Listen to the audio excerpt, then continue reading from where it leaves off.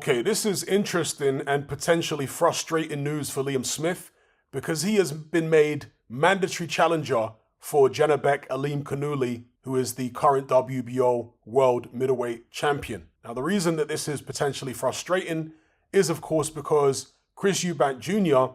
has activated the rematch clause against Liam Smith, so Smith is contractually bound to fight Eubank Jr. again. And with this mandatory shot coming up, or being ordered, should I say, by the WBO between Alimkhanuly and Smith, they've got 20 days to negotiate, and then after that, it's going to go to a purse bid.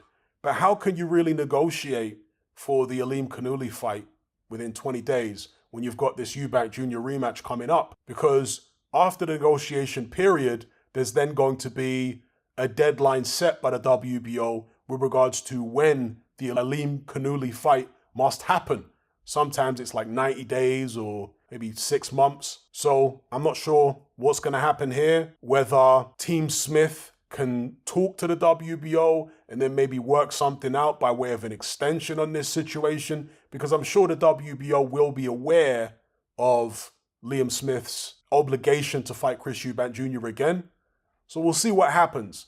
If that fight does somehow happen, by hook or by crook, let's say Eubank Jr. drops out, let's say the WBO, allow more time for the fight to happen, who would you guys pick between Alimkhanuly and Liam Smith? Bear in mind, Alimkhanuly didn't look good last time out against Denzel Bentley. That fight turned out to be a lot more competitive, I think, than most people expected. Alimkhanuly was really being built up as, some were calling him the new Golovkin, but really he fights nothing like Golovkin. It's just because he's from Kazakhstan that people make the comparison, but stylistically he's absolutely nothing like him. He isn't the kind of puncher that Golovkin is.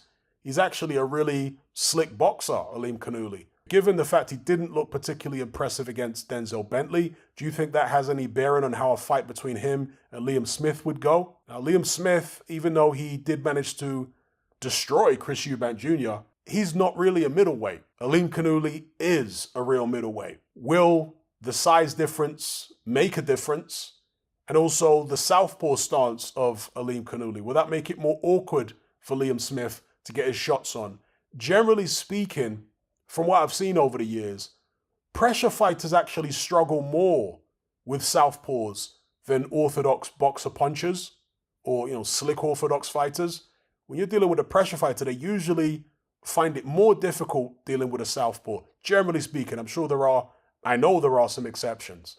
So again, with that in mind, how do you think Liam Smith does against Alimkhanuly? Let me know what you guys think in the comment section below.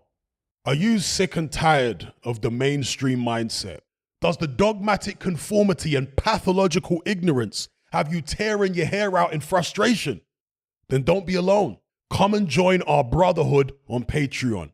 We stand as a beacon of reason against an army of insanity.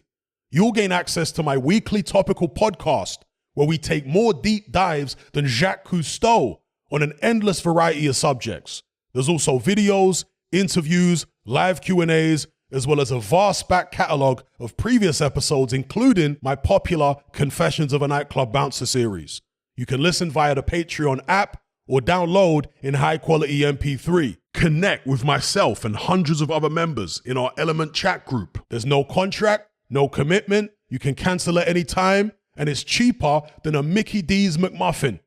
Just head to my Patreon page via the link below this video and select the tier called the Brotherhood of Reason. I'll see you over there.